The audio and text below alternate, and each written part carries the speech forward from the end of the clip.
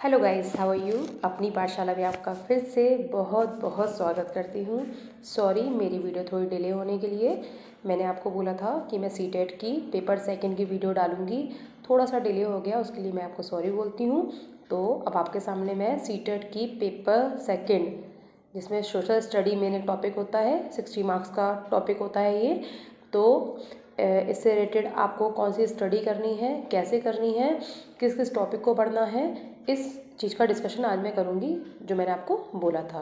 ठीक है, तो सबसे पहले ध्यान रखिए, अगर आपको मेरी वीडियो अच्छी लगे तो मेरे चैनल को सब्सक्राइब जरूर कीजिएगा और लाइक ज़रूर कीजिएगा।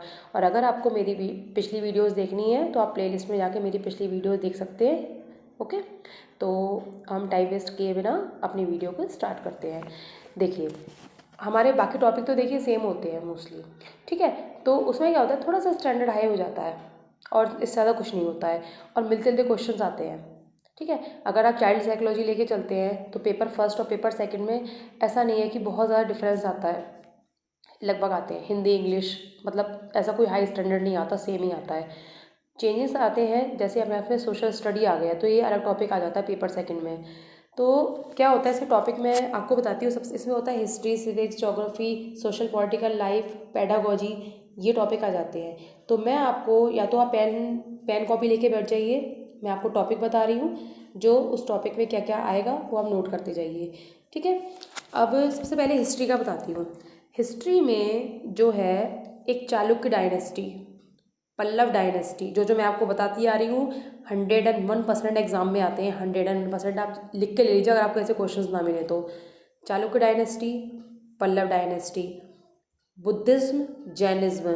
ठीक है, ये सारी चीज़ें आपको देखने को मिलेगी। ब्राह्मण, क्षत्रिय, वैश्य, शूद्र, इससे रिलेटेड क्वेश्चन भी देखने को मिल जाते हैं। ठीक है, उसके बाद कुछ किंगडम्स आ जाते हैं, जैसे विजयनगर। विजयनगर के बारे में वहाँ के राजा कौन थे, उनके टॉपिक के बारे में सब कुछ आता है, मतलब क्वेश्चंस आ जाते हैं। सुल्तान, मुगल एम्परर, मुगल एम्परर के टाइम में सुल्तान थे जो अलाउद्दीन खिलजी, इन सब के टॉपिक पे क्वेश्चन जरूर बनता है, ध्यान रखिएगा। मुगल एम्परर जरूर पढ़ के जाइएगा, इससे रिलेटेड क्वेश्चन आपको देखने को मिलेंगे। नेक्स्ट आप देखिए, इसमें क्या आता है, ईस्ट इंडिया कंपनी के बारे में भी बहुत सुनने को मिलता है। ईस्ट इंडिया कंपनी से रिलेटेड कुछ क्वेश्चन उसमें एक दो बन जाते हैं। ठीक है, उसके बाद कुछ नेशनल मूवमेंट आ जाते हैं, भारत छोड़ो आंदोलन, और काफ़ी आपको टॉपिक देखने को मिलेंगे। फिर हड़प्पा, मोहनजोदाड़ो। ध्यान रखिए, जो जो वर्ड मैं बोल रही हूँ इस वर्ड से रिलेटेड क्वेश्चन आते ही आते हैं।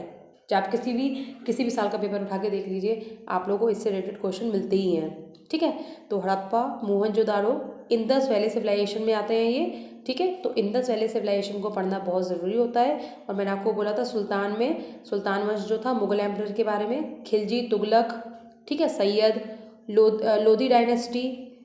ठीक है, उसके बाद एक बंगाल पार्टीशन वाला टॉपिक भी बहुत ज़्यादा आता है, कब हुआ, कैसे हुआ, उसके ऊपर। ठीक है, home rule movement, Rowlatt act, non cooperation movement, ये ऐसे ऐसे टॉपिक हैं। इस टॉपिक में आपको क्वेश्चन एक ना एक ज़रूर मिलेगा, चाहे आप जो मर्जी कर लीजिए।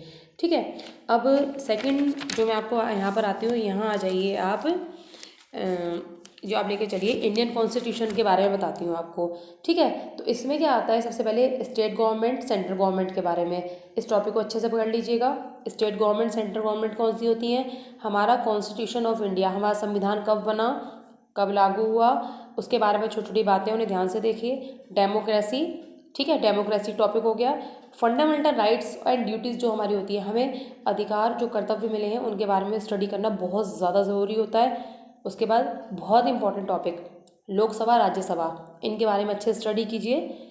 और आर्टिकल्स आते हैं 63, 64, 65, 66, जो बहुत ही इंपॉर्टेंट आर्टिकल्स हैं जो इंडियन कॉन्स्टिट्यूशन में आपको देखने को मिलेंगे। उसके बाद अपॉइंटमेंट देखिए, वाइस प्रेसिडेंट का अपॉइंटमेंट कैसे होता है, प्रेसिडेंट का अपॉइंटमेंट कैसे होता है, प्राइम मिनिस्टर का कैसे होता है, इस अपॉइंटमेंट कैसे होते हैं। तो और कुछ प्रेसिडेंट होते हैं जो अपनी मतलब उनको कैसे हटाया जा सकता है, ये सारे रूल आपको देखने पड़ेंगे कि किस तरीके से अपॉइंटमेंट होता है, किस तरीके से निकाले जाते हैं। ठीक है ना। उसके बाद कमेटीज़ के बारे में देखिए, BRM committees, Ashok Mehta committees, GV के कमेटीज़ के बारे में भी, कमेटी भी टॉपिक होता है, उस टॉपिक के बारे में भी आपको पढ़ना है।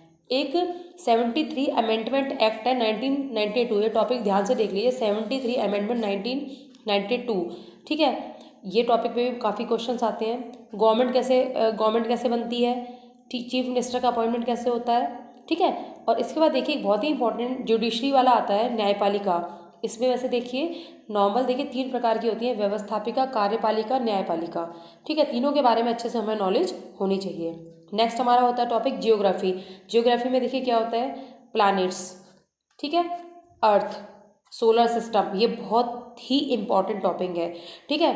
Globes, natural and human environment, इस टॉपिक पे ही बहुत क्वेश्चंस आते हैं, नेचुरल ह्यूमन इन्वायरमेंट, ठीक है। उसके बाद रिसोर्सेज हो गए, जो ट्रांसपोर्ट हो गए, ट्रांसपोर्ट टॉपिक हो गया, रिसोर्सेज हो गए, ठीक है, natural resources, man made resources, ठीक है। उसके बाद लास्ट हो गया एग्रीकल्चर। ये ऐसे टॉपिक होते हैं जो जियोग्राफी में आपको देखने को मिलेंगे। लास्ट हमारा बचता है पेडागोजी।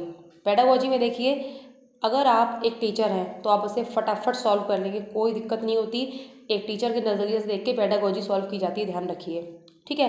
तो उसमें क्या है, डेवलपिंग सिटीजन थिंकिंग क्या है, ठीक है, इक्वलिटी क्या होती है, सोशल साइंस के बारे में मतलब थोड़ी सी हमें प्रॉब्लम्स क्या होती हैं, एक क्लास का इन्वायरमेंट कैसा है उसके बारे में क्वेश्चंस आते हैं, और क्लास के इन्वायरमेंट में प्रॉब्लम्स क्या आती हैं, सोशली क्या प्रॉब्लम्स आती हैं, उन्हें कैसे सॉल्व किया जाता है, ठीक है। क्लासरूम प्रोजेक्ट वर्क क्या होता है, इवैल्यूएशन क्या होते हैं, प्राइमरी और सेकेंडरी सोर्सेज क्या होते हैं, ये पेडागोजी में आते हैं। तो ये ओवरऑल मैंने आपको एसएसटी का सिलेबस बता दिया है, बाकी लगभग होता है, ठीक है।